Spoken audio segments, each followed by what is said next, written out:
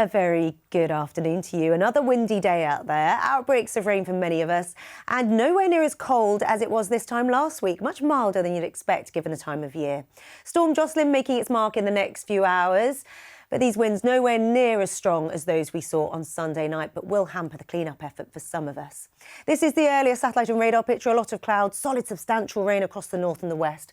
Pouring here through much of the afternoon. Awful if you're having to travel. Patchy rain and drizzle across the south and the southeast. Dull and damp with misty low cloud, and for all of us mild given the time of year. But strong gusty winds and gales for many of us. The strongest gusts across Scotland, Northern England and Northern Ireland.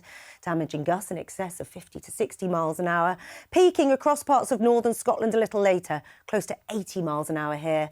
And blustery downpours on and off across Scotland and Northern England throughout the night. For the rest of us, clearer skies, but brisk winds for all of us as we head into the new day. See you soon.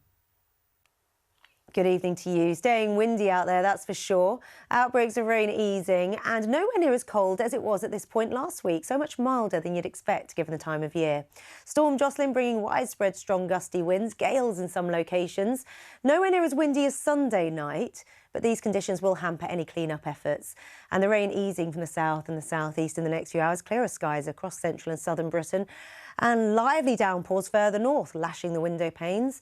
And for all of us, staying windy. Strong gusts, particularly further north and across northern Britain and Northern Ireland. Gales for much of the night, damaging gusts possible. An amber warning remains in place across northern and western Scotland.